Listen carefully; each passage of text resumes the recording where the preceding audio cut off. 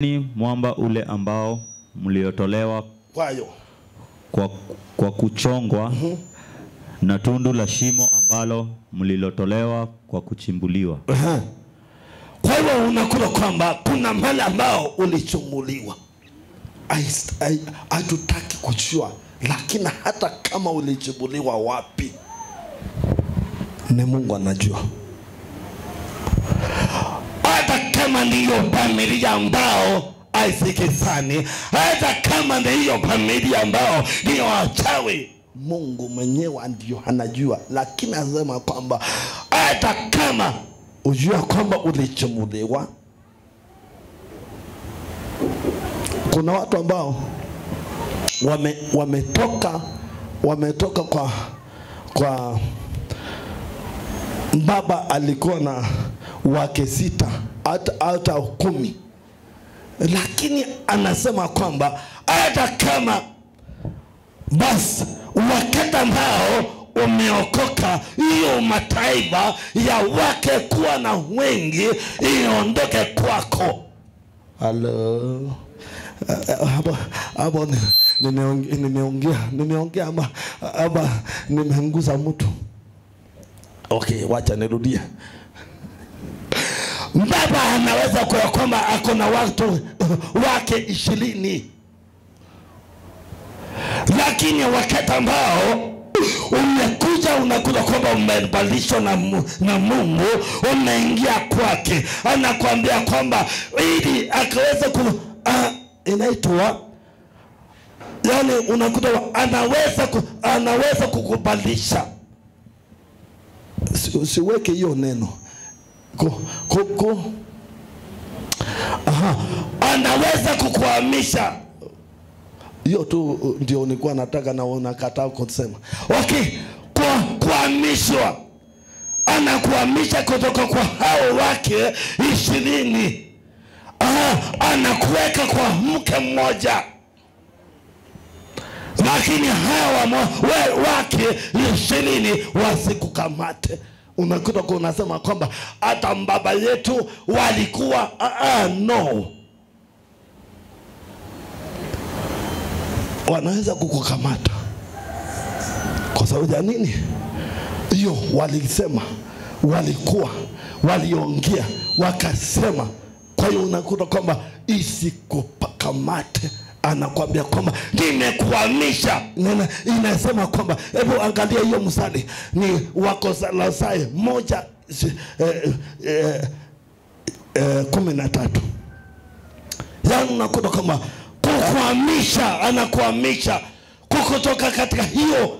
Unakuta kwamba hata kama wewe walisema, hata kama hivi, unakuta kwamba anakuambia kwamba unaweza kusamea.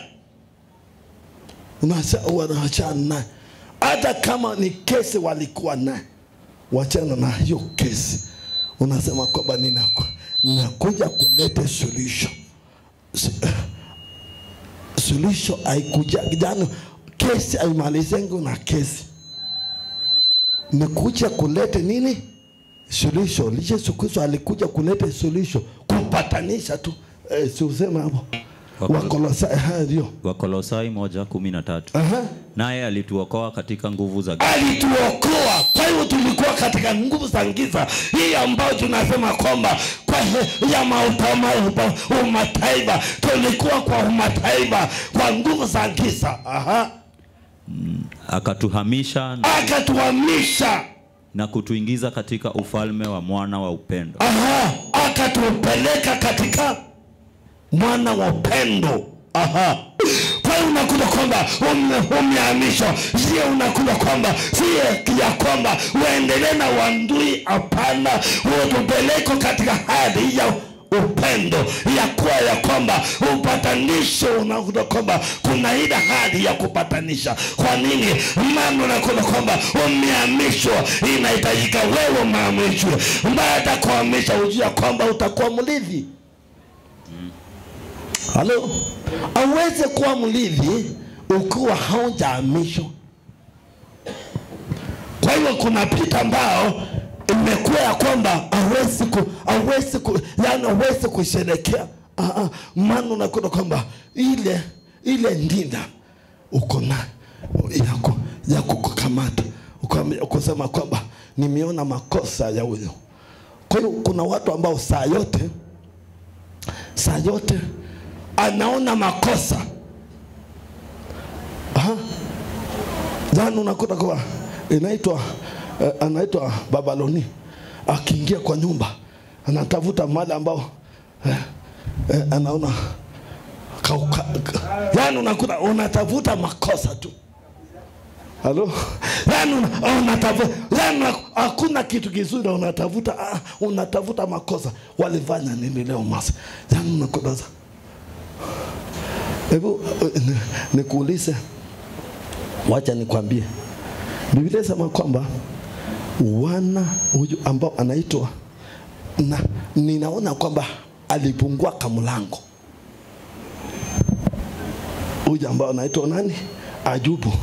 Sikia, Ayubu, Biblia inasema kwamba alitolea watoto wake dhambio, akasema nini? Umeongea mzuri sana. Yani wakakuwa wametenda dhambi, kwa hivyo akatolea dhambio. Lakini hao wana, ukiangalia mstari wa pili, inasema nini? Shetani haliko wakamaliza wote. Kwa hivyo kuona mbaya ukumugua mlango.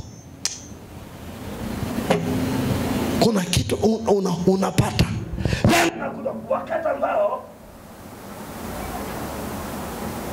Wakati ambao unaanza kuona mambaya, ndio unakuta kwamba unatafuta vile ambao itakaribia kwako. Ninaona kama muziki. Wacha kuona mambaya, uone nini? Wema. Uona usema kwamba hii ninajua kwamba nitafita. Na ninajua kwamba utafita. Yani unakuta kwa hiyo ni capacity kukua na kuona wema. Na ndio hapo ninaingia hapo, ninataka kuonyesha. Kwa hiyo unakuta kwa kuna vita ambao unaweza kufungua mlango ianze kukuteteza. Biblia inasema kwamba Ayubu alitolea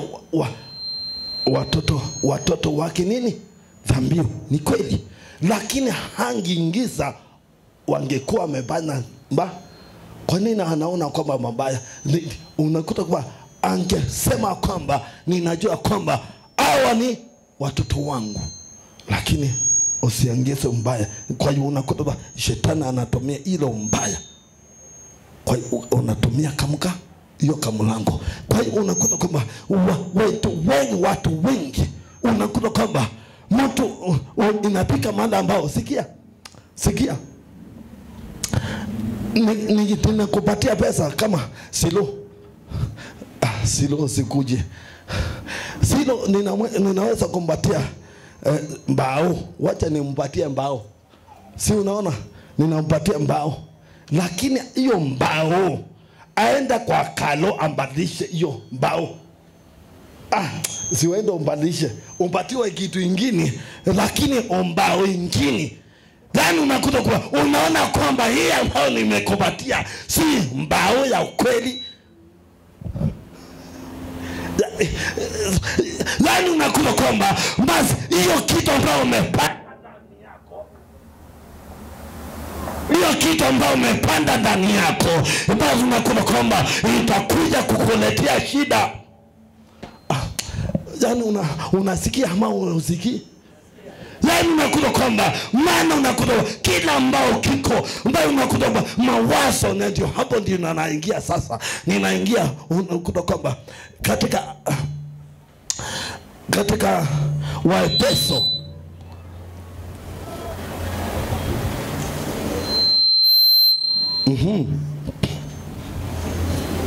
ama tuingie katika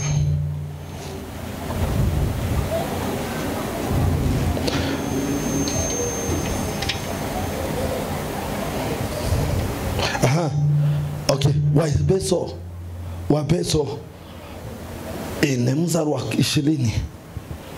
Yaani ndio hapo ndio kila ambao kitasababisha Mungu atavuta vile ambao atakubalisha ni nini. Anakubalisha ili wacha ni wakati ambao Mungu anataka, yani Yesu Kristo anataka umbalike. Kuna kitu ambao anatafuta vile ambao utafanana na yeye. Halo? Kuna kitu ambao unapata. Yani unakuta kwamba wakati ambao Yesu Kristo hebu kuja. Wakati ambao Yesu Kristo anatafuta wewe, anatafuta vile ambao akupatie hiyo uwezo kuja hapa juu. Hiyo uwezo ili uweze kupatana naye. Kwa hiyo unakuta kwamba na ndio hapo nasema kwamba nimepatiwa mamlaka ile ambayo iko mbinguni inaenda kupatia mpaka ya duniani. Anasema kwamba kwa hiyo wakati ambao anasema kwamba nimepatiwa, anamaanisha kwamba anataka wewe upatane naye ili wakati ambao unasema kwamba wewe ni Mkristo. Unasema unasema kama wewe ni Mkristo. Yani si unasema Yesu wewe ni Mkristo. Kwa hiyo Kristo kumaanisha kwamba basi tabia ya Yesu Kristo, karakta. Kwa hiyo unakuta tabia yake unakuwa naye. Kwa hiyo unakuta wakati ambao hebu kuja, hebu songa. Kwa hiyo wakati ambao unasoma ninakuta kwamba ninakananga wale ambao wanakananga. Kwa hiyo unakuta inamaanisha kwamba unakananga bila ambao Yesu alifanya. Kwa hiyo unakuta kwamba kama yeye alivuvua na wewe unahitajika uvuvue. Yes. Na unakuta kwa anasema kwamba nimepatiwa uwezo wote ambao wa mbinguni, nimepatiwa hata ya duniani. Kwa hiyo iko mikononi mwangu. Kwa hiyo anasema kwamba ile wakati ambao unatembea naye unakuta kwamba utapana naye. Kwa hiyo umemweka ndani yako, umepaa, yani umeweka ndani yako. Halo? Kwa hiyo unakuta kwamba unatembea kama Kristo. Unatembea kama Kristo. Kwa hiyo wakati ambao anakuambia kwamba ondoa ubataiwa ndani yako ili nikaweza kukupatia urithi, maana yeye ni mzaliwa wa kwanza. Kwa hiyo sisi ndio wa pili. Unaona aje? Yeye ni mzaliwa wa kwanza wa Mungu. Kwa hiyo unakuta kwamba na tumepatiwa uwezo, na ndio Biblia inasema kwamba tumefanyika kuwa mrithi pamoja naye. Tumefanyika kuwa mrithi pamoja naye wakati ambao tunamwamini. Kwa hiyo wakati ambao unakanyaga ile hatua kama vile ambao alikanyaga, na wewe unafanyika kuwa mmoja, unaitwa Mkristo. Kwa hiyo anakuambia kwamba ondoa nini?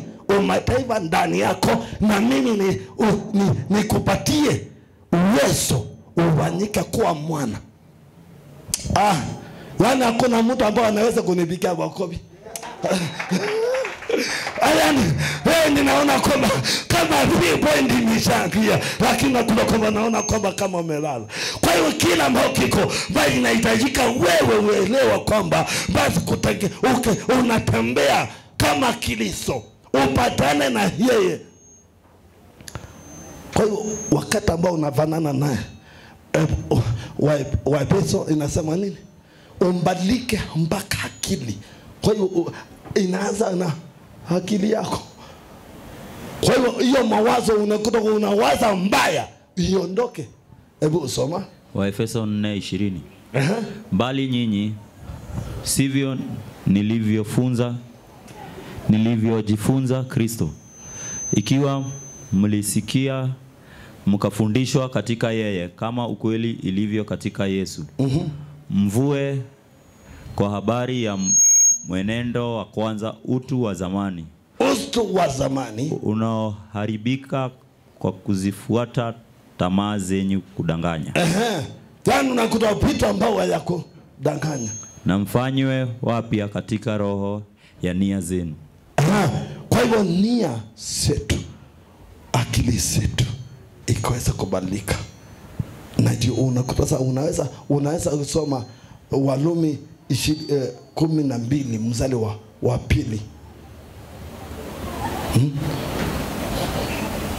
Inaongea kitu kama hiyo. Warumi 12 mstari wa 10 mstari wa pili. Mstari wa pili. Mngeuswe. Wale msifuatishe namna ya dunia hii, bali mgeuzwe kwa kufanya upya nia zenu, mpate kujua hakika mapenzi ya Mungu yaliyo mema, yes, ya kumpendeza na ukamilifu. Okay. Kwa hivyo karakta ya Mungu unakuta kwa wakati ambao unasema kwamba upanane naye. Kwa hivyo Mungu basi karakta yake, tabia yake ni wema. Kwa hiyo unakuta kwa inahitajika wewe kila ambao unaona vyema, hata kama unaona kwamba vitu ikiharibika. Ndio anasema kwamba Yesu Kristo anaulizwa na Nathanieli, kwani kuna kitu kichema kinaweza kutoka Nazareti? Ikasemekana hiko. Kwa hivyo kuna kitu kichema inaweza kutoka ndani ya ndongo. Kuna kitu chema kinaweza kutoka kwako. Sema kuna kitu chema kinaweza kutoka kwangu, si kitu kibaya. Nasema kwamba sema kwamba kuna kitu kizuri kinaweza kutoka kwangu. Yes, kitu chema. Mungu akiangalia hivi anaona kitu chema kwako. Na ndio akatomana kutoka mbinguni. Yaani unakuta kwamba Mungu anatomana kutoka mbinguni. Maana ameangalia kaona kwamba kuna kitu chema inaweza kupatikana kwa huyu. Kwa hiyo wacha kuona kitu kibaya. Yaani ukiangalia unakuta kwamba nikiangalia mtu mwelevi, ninahitajika niona kwamba Mungu akimtumia kama uwezo mwingi kuliko wangu. Yaani uona kwamba ni muumbili, lakini kila ambao kiko shetani amenyang'anya Mungu mali yake. Uone kitu kichema. Uona kitu chema. Wakati ambao unaanza kuona kitu kibaya, na ndio pile sema kwamba hiyo ambao mbaya yani hiyo unaongopa ndio itakuja kwako. Itakuja kwa njia yako. Unaonaje? Si uanze kuona kitu chema. Macho yako, yani macho yako yaanza kuona kitu chema. Macho yako yaanza kuona kitu chema. Wacha kuona yani unakuta kwa ukiangamia. Na ndio Yesu Kristo anatembea na wanafunzi wake wakati ambao amelala. Na ndio hiyo ndio nimesema. Yaani anajua vile ambao walikuwa wanafanya. Analala. Mpaka wanaenda kumwamusha, tunaangamia. Yaani anauliza, nitakaa nanyi mpaka lini? Yaani mwezi kukemea kaupepo. Kwa hiyo ndio hapo ndio ninasema kwamba kuna capacity ambayo Mungu akiangalia ndani yako, anaona kwamba kuna vitu ambao haustahili kuwa unakuangamiza. Dokta,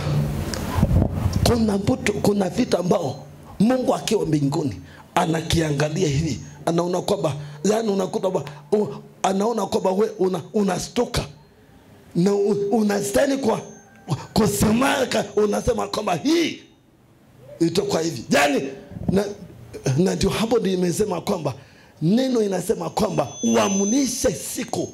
Yani unaamulisha wewe mwenyewe, uamulishe.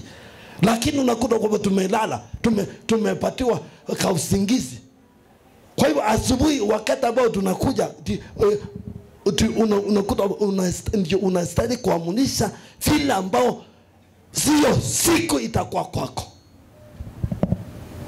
Ukilala andui amepanda nini magugu, wewe au kuamunisha. Unasema hai, kwani imekuwaje? Imekuwa wacha na ndio Biblia inasema kwamba wacha kudhafadhaika. Yani ninaongea kitu ambao inahitajika wewe usikuwa na uoga. Inahitajika wewe yani unakuta kwamba unaona kwamba vitu vyema, na ndio hapo Mungu anasema kwamba basi anaongea kuhusu nini? Wema. Macho yako, akili yako. Kwa hiyo wakati ambao unabadilishwa, yani inaitwa unarukishwa ama hiyo neno na utaki kunisaidia, unahamishwa. Hiyo hali ya kuhamishwa. Kwa hiyo wakati ambao unahamishwa, unakuta kwamba akili yako haitakuwa inasema kwamba inaondolewa katika hali ya ungiza. Nimenena nini? Yani inamaanisha kwamba wakati ambao tulikuwa hapo mbele tulikuwa unaongea mambo ya giza, na ndio unakuta kwamba mtu ninakupatia pesa, unaenda kubadilisha hiyo pesa. Unaona kwamba hii si ya Mungu. Hata kuishika tu peke yake, kama ilikuwa yako, itakumaliza tu kama ni yako kumaliza. Uoga uachana na hiyo capacity unastahili kuwa nayo. Na Biblia inasema kwamba chochote ambao nakushika na mkono wako, weke mbele za Mungu. Hata kama nini, shika. Hata kama lakini kuna vitu ambao Mungu hakikuambia. Na ndio hapo sana ninataka kumalizia. Ili inaitwa character ya Mungu, wema. Okay, inatembea wakati ambao unasikia sauti ya Mungu. Sasa inaanza hapo. Unaanza kusikia sauti ya Mungu. Na hiyo sauti ya Mungu uitii. Maana unakuta kwamba kuna wengi ambao wamesikia sauti, lakini unakuta kwamba kutii na kwa shida. Anakuambia kwamba kwanza wakati ambao pesa imeingia, na ndio hapo ndio huyu ambao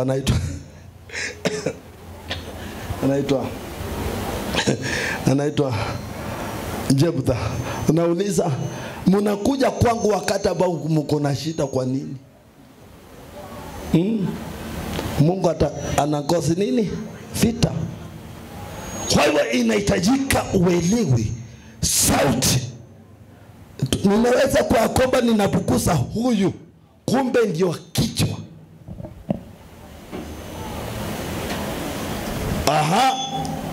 Unaweza kupunguza yule ambao ni unajaza kibika hapo, kwani mumelala. Unaweza kupunguza yule ambao ni kichwa, na unakuta kwamba basi unastahili kusalenda, usema kwamba Mungu, panya yaliyo mabesi yako, wacha vita, maana haitatendeka vile ambao Mungu amekusudia. Bila inasema kwamba katika kitabu cha Ayubu mstari wa 2 inasema kwamba wa kwanza inasema kwamba maana nimejua ya kwamba Bwana kusudi lako haizuiliki. Yes, makusudi ya Mungu haizuiliki. Kwa hivyo bila ambao kiko Paulo nakuta ninasema kwamba ukiwa na hiyo capacity ya kubeba huyo Mungu, ukifanya kazi na yeye. Halo? Na lazima ukuwe na ile hali ya unakuta kwamba kwanza ndio ninataka kukwambia kwamba nikienda kumalizia, lazima neno la Mungu ikiwa ndani yako kwa wingi. Maana wakati ambao itakuwa kwa wingi, inamaanisha kwamba hiyo neno ya Mungu ikiwa ndani yako, unakuta kwamba shetani akikuja, hata kama atakwambia kwamba tengeneza mikate kwa hii mawe, kuna kitu ambao utaweza kusema. Lakini hiyo neno ikiwa haiko ndani yako, utatenda dhambi.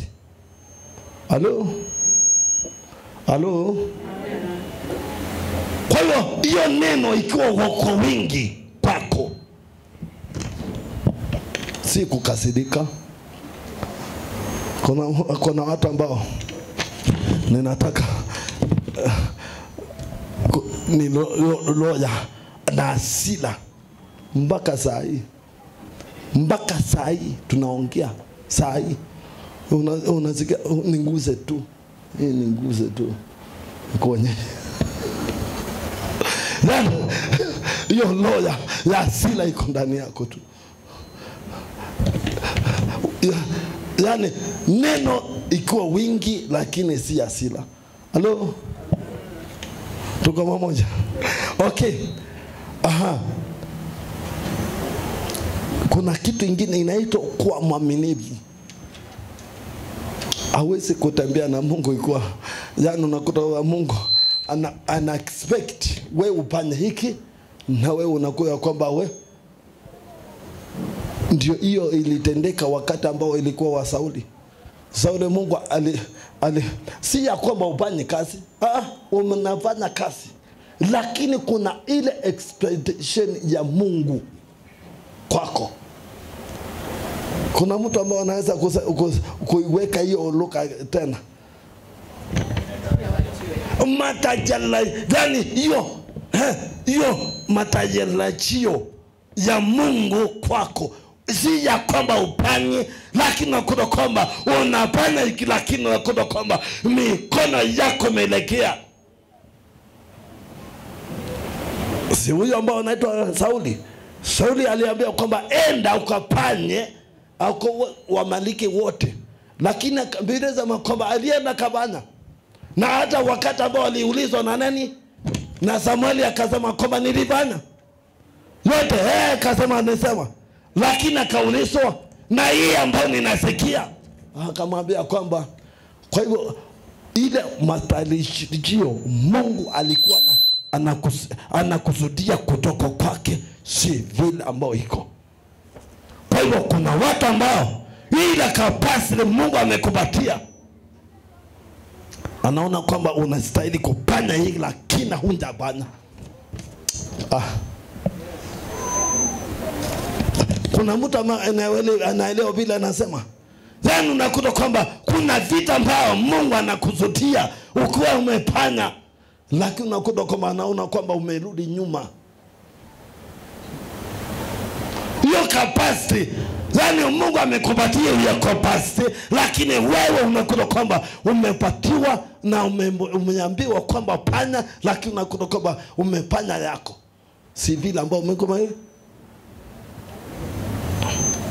Mwingine ni nani? Yani mnakaa kama muelewi na amujui mtu ambao anaitwa Yona. Amujui? Na kwa nini mnanyamaza? Mtu anafanya vile ambao anataka, lakini Mungu hakiamua kukufanyia kazi, anajua kwamba kabla sija kupatia mwingine hii kazi, na wewe ni dadili na wewe.